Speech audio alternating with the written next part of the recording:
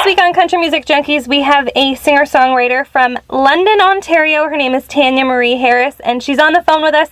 Thank you so much for joining us today. Oh, thanks so much for having me, Patrice. I appreciate it. Now, how did this all begin for you? Because from what I understand, you started writing songs as an 8-year-old.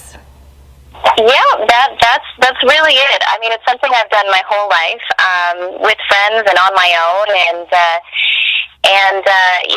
as I got older, it just became a much more serious thing, and I just decided over the past few years to really go ahead and push myself to go even further, to write better and to work with other writers and to get out and perform. So, yeah, that's kind of how it all began. Well, that is very cool. Now, how would you describe your sound and your style of music?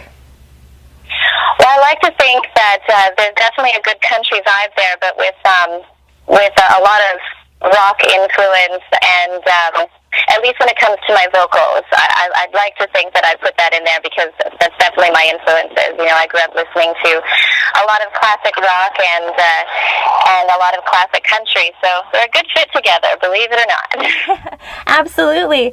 Now, let's chat a little bit about your first single, A Woman Scorned. I know it's available for download for free on your website, TanyaMarieHarris.com. Can you tell us a little bit about that song?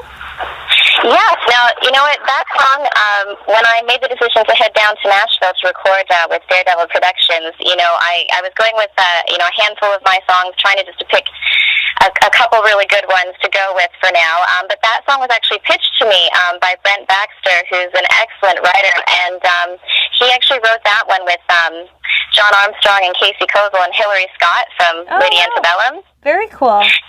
Yeah, and I mean, I didn't know that at first when I heard the song, but the second I heard it, I just knew I was going to record it, whether it be written by me or not. I just knew how much fun I was going to have performing that song. So we went down there and we cut it in an afternoon. It went wonderfully. The musicians were really great.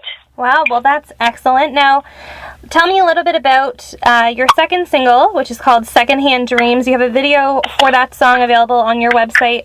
Tell us a little bit about that one and maybe the story behind it. Absolutely. Well, I actually wrote that with David Norris, and he's down in Nashville. And, we sat down with the idea that we wanted to portray someone, you know, who's appreciating, you know, their roots, keeping their feet on the ground and understanding that it's where they've come from that's making them, you know, who they are and got them to where they're going to be.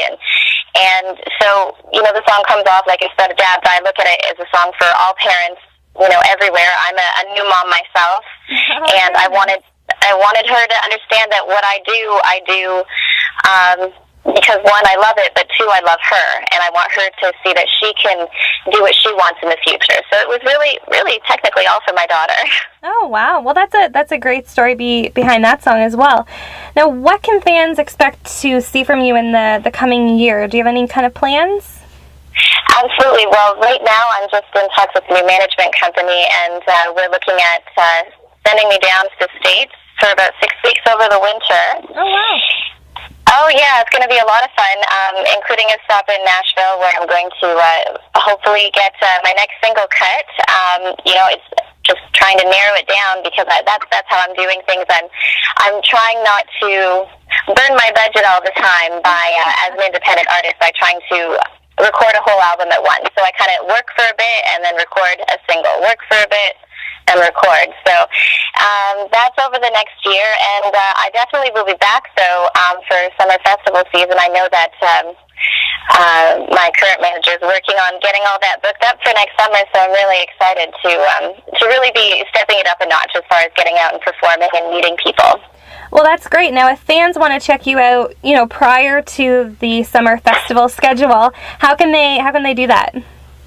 Well, you can go to my website or on Reverb Nation. I always have all my dates up there, and actually I'm booked fairly well through Ontario for the next little while, Southwest Ontario, between Hamilton, Toronto, Leamington, Chatham, and London. I think we'll be booked for October 4th, actually, so I'll have to confirm that with you and let you know. Absolutely. Well, definitely keep us posted. Fans, be sure to check out TanyaMarieHarris.com for more information. And are you available for... are you able to connect with fans on Facebook and Twitter? Oh, I love Twitter. I am a Twitter nut. I'm on there all day long. I don't tweet like crazy, but I'm always reading other people's tweets. So I'm there. Everybody can send me a message, and I'm always on to reply. So excellent. And what's your Twitter handle? It's at TM Harris Music. Excellent. Well, Tanya Marie Harris, thank you so much for joining us. Really appreciate your time, and definitely stay in touch with us and let us know how you're doing. I will. Thank you so much.